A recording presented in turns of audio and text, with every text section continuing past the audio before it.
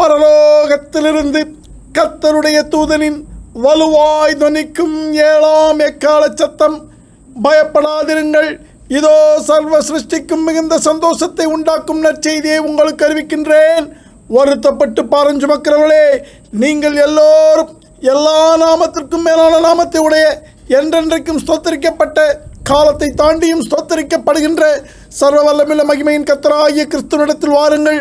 சர்வத்தையும் வார்த்தையினால் ஜனிப்பித்த மகிமையின் பிதாவாகிய கிறிஸ்துவுக்கு எபிரேயர் 11:1 வேத வாக்கியத்தின்படியான விசுவாசத்தால் கீழ்ப்படியுங்கள். கடைசி வரை எதில் நிலைத்திருங்கள், அப்பொழுது அவர் உங்களுக்கு இப்பொழுதே இளைப்பாறுதலை தந்தருள்வார். சர்வ வல்லமையுள்ள கர்த்தராகிய கிறிஸ்துவுக்கே மகிமை உண்டாவதாக. ஆமேன். யார் அந்த மகிமையின் பிதா? பகுதி 28.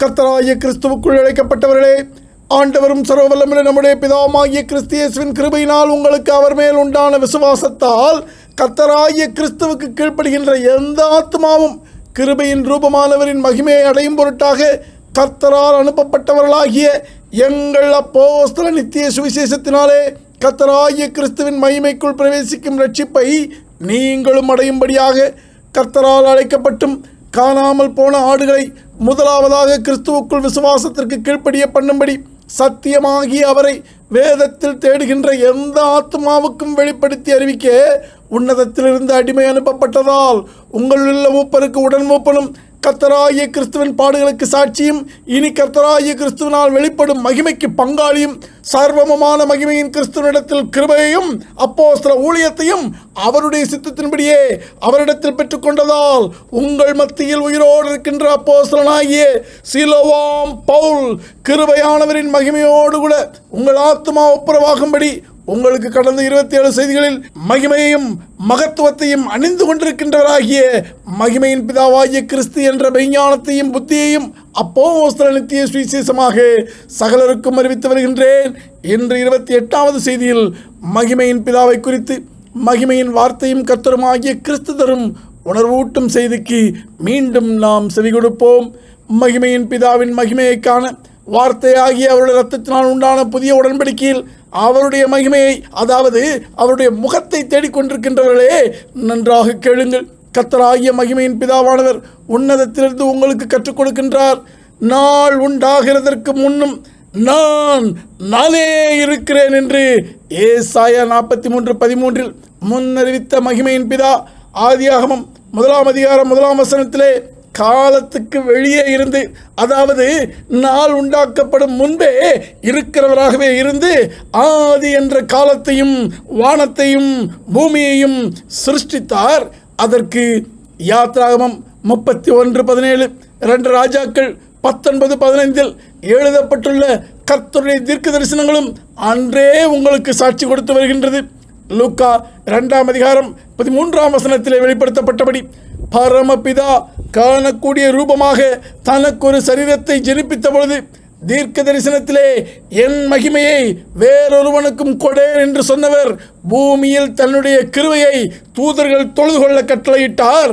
உடனே உன்னதத்திலுள்ள பரமசேனையின் திரள் கர்த்தருடைய தூதனுடனே மகிமையின் கர்த்தராகிய கிறிஸ்துவுக்கு, அதாவது கிருபைக்கு முன்பாக இறங்கி பணிந்து உன்னதத்தில் இருக்கிற கர்த்தருக்கு மகிமையும் பூமியிலே சமாதானமும் மனுஷர்கள் மேல் பிரியமும் உண்டாவதாக என்று மாம்சத்தின் கண்களால் காணக்கூடாதவைகளை அறிவித்து காணக்கூடிய ரூபமானவரின் மகிமையை சொல்லி துதித்து தொழுது சேனைகளின் கர்த்தராகிய கிறிஸ்துவை மகிமைப்படுத்தினார்கள். முன்னதாகவே கர்த்தருடைய தீர்க்கதரிசியும் கேருபீன்கள் மத்தியில் வாசம் பண்ணுகிற இஸ்ரவேலின் கர்த்தராகிய கிறிஸ்துவே, மேசியாவே, நீர் ஒருவரே பூமியின் ராஜ்யங்களுக்கெல்லாம் கர்த்தரானவர், நீர் வானத்தையும் பூமியையும் உண்டாக்கினீர் என்று ஏசாயா தீர்க்கதரிசன புத்தகம் 37ஆம் அதிகாரம் 16ஆம் வசனத்தில் சுவிசேஷத்தை முன்னறிவித்திருக்கின்றான். இங்கே மகிமையையும் மகத்துவத்தையும் அணிந்தவரே கிருபையாகவும் இருக்கின்றார் என்று கர்த்தரால் உணர்த்தப்பட்டதை உணர்ந்து கொண்டீர்களா? பின்பு கிருபையின் காலத்தில் மகிமையின் வார்த்தையானவரால் அனுப்பப்பட்டவர்களாகிய அப்போஸ்தலர்களின் உபதேசத்தை, அதாவது அவர்களுக்குள்ளிருந்து பரிசுத்த ஆவியானவர் உபதேசிக்கின்றதை உங்களுக்கு முன்பாக மீண்டும் வைக்கின்றேன். மகிமையின் பிதாவை இன்னார் என்று உணர்ந்து கொள்ளுங்கள்.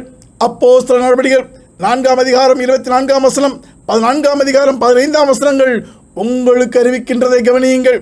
பிரதான ஆசாரியர்களும் மூப்பர்களும் அப்போஸ்தலர்களுக்குள் வாசமாயிருந்து பரிசுத்த ஆவியானவர் அறிவிக்கின்ற செய்கின்ற கிரியைகளுக்கு எதிர் நிற்க கூடாமல் போன பொழுது அப்போஸ்தலர்களும் அவர்களுடையவர்களும் ஒருமனப்பட்டு சர்வ வல்லமையுள்ள கர்த்தராகிய கிறிஸ்துவை நோக்கி சத்தமிட்டு, கர்த்தாவே, நீர் வானத்தையும் பூமியையும் சமுத்திரத்தையும் அவைகளுள்ள யாவற்றையும் உண்டாக்கின தேவனாயிருக்கிறீர் என்று கர்த்தராகிய கிறிஸ்துவின் மகிமையையும் மகத்துவத்தையும் வெளியரங்கமாக அறிவித்தார்கள்.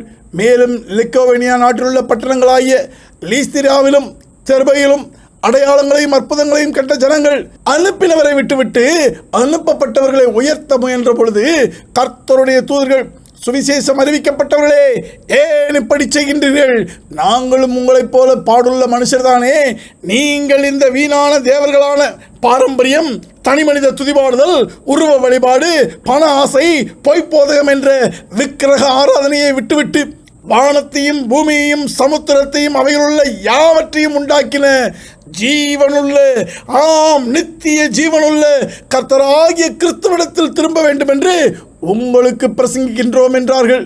அன்று மட்டுமல்ல, ஏன் இப்பொழுதும் உங்களுக்கு அருகிலும் கூட கர்த்தராகிய கிறிஸ்து உங்களுக்கானவைகளை, உங்கள் தேவைகளை நிறைவேற்றுகின்ற பொழுது நீங்களும் கர்த்தராகிய கிறிஸ்துவை விட்டுவிட்டு தனி மனித துதிபாடி அந்த ஊழியக்காரன் ஜெபித்ததினால், இங்கே காணிக்கை கொடுத்ததினால், உங்கள் நீதியினால் என்று உங்கள் கிரியைகளையும் சபை பிரிவுகளையும் சபை கோட்பாடுகளையும் பற்றி கொள்வதினால் வேத வார்த்தையின்படி விசுவாசியாத நீங்கள் கர்த்தராகிய கிறிஸ்துவை உங்கள் கிரியைகளினால் மறுதலித்துக் கொண்டிருக்கின்றீர்கள்.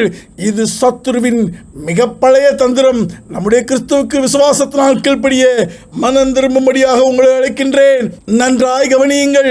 மாம்ச சரீரத்தில் உள்ள கர்த்தருடைய தூதர்கள் தாங்கள் மனுஷரால் மகிமைப்படுத்தப்படுகின்ற பொழுது சர்வ வல்லமையுள்ள கர்த்தராகிய கிறிஸ்துவே மகிமைக்குரியவர், அவரே தொழுது கொள்ளத்தக்க மகிமையுள்ளவர் என்றும் அவரிடத்தில் நீங்கள் மனம் திரும்ப வேண்டும் என்று அன்று அப்போஸ்தலர்கள் அறிவித்ததை இன்னும் அதிகமாக நாங்களும் உங்களுக்கு வேத வாக்கியங்களை முன்வைத்து அறிவிக்கின்றோம். மேலும் ஏசாயா தீர்க்கதரிசன புத்தகம் 42 அதிகாரம் 8 வசனத்தின்படி உங்களை சர்வ வல்லவரிடத்தில் அழைக்கின்றோம். கர்த்தருடைய சித்தத்தின்படி ஏதேன் தோட்டத்துக்கு, அதாவது தேவனுடைய ராஜ்யத்துக்கு காவலர்களாக அனுப்பப்பட்டவர்களாகிய கேருபீன்களால், அதாவது அப்போஸ்தலர்களால் கர்த்தராகிய கிறிஸ்து நித்தியமாக மகிமைப்படுத்தப்படுகின்றார். அதை அதே வார்த்தையானவர் அங்கீகரித்ததினாலே நீங்களும் உணரும்படி அதை நித்திய ஜீவ புத்தகத்தில் எழுதியும் இருக்கின்றார். அது உங்களால் உணரக்கூடாமல் இருந்தால் அதை விவரித்து அறிவிக்க எங்களை போன்றவர்களை அனுப்பியும் இருக்கின்றார். இப்பொழுதாவது உங்களால் இயேசுவே கிறிஸ்து என்றும் இயேசு கிறிஸ்துவை கர்த்தர் என்றும் எளிதாக உணர முடிகின்றதா?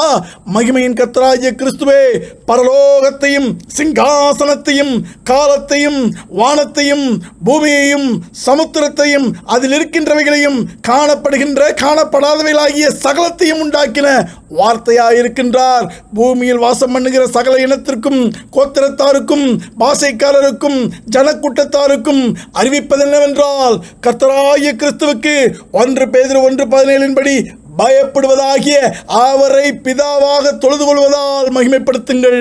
வெள்ளை சிங்காசனத்தின் நியாயாதிபதியாகிய கர்த்தராகிய கிறிஸ்து நியாய தீர்ப்பு கொடுக்கும் வேளை வந்தது.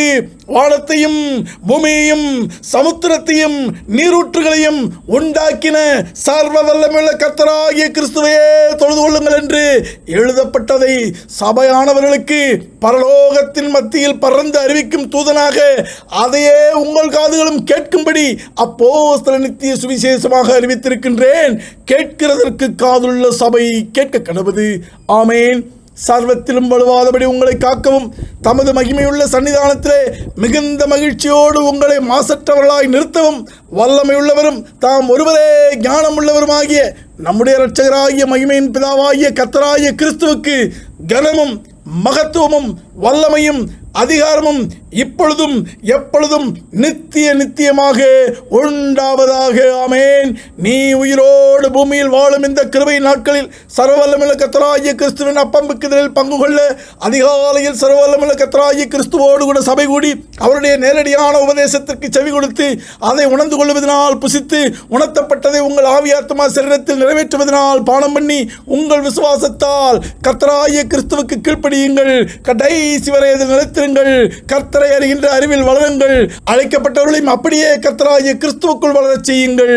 பரிசுத்த தீர்க்கதரிசிகளால் முன் சொல்லப்பட்ட வார்த்தைகளையும் இரட்சகராயிருக்கிற கர்த்தருடைய அப்போஸ்தலராகிய எங்களுடைய கட்டளைகளையும் நீங்கள் நினைவு கூறும்படி இந்த நிருபங்களினால் உங்கள் உண்மையான மனதை நினைப்பூட்டி எழுப்புகின்றேன். ஆமென்.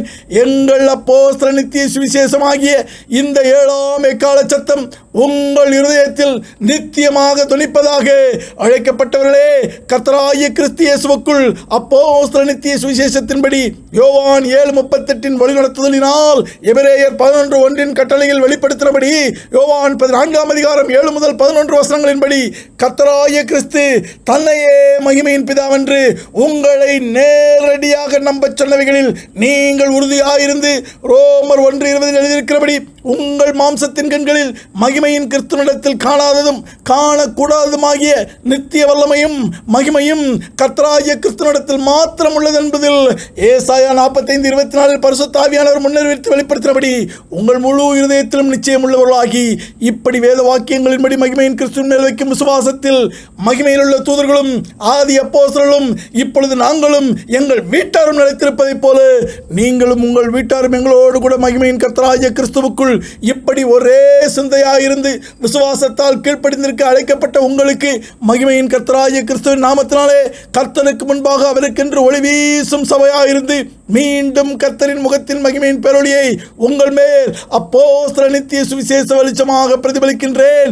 எல்லா நாமத்திற்கும் மேலான நாமத்தை உடைய சர்வ வல்லமுள்ள பிதாவாகிய தேவனும் இரட்சகரும் என்றென்றைக்கும் ஸ்தோத்தரிக்கப்பட்ட மகிமையின் கர்த்தருமாகிய கிறிஸ்து இயேசுவினுடைய கிருபையும் அவருடைய மனதுருக்கமும் அவருடைய தயவும் அவருடைய அன்பும் அவருடைய பரிசுத்த ஆவியின் ஐக்கியமும் சர்வ வல்லமுள்ள கர்த்தராகிய இயேசுவை சர்வ வல்லமுள்ள கர்த்தராகிய கிறிஸ்து என்று விசுவாசிப்பதால் கீழ்ப்படிந்து அதை அறிக்கையிடுவதால் ரட்சிப்படுகின்ற உங்கள் அனைவரோடும் கூட இம்மையிலும் காலத்தை தாண்டி மகிமையிலும் நித்தியமாக நிலைத்திருப்பதாக.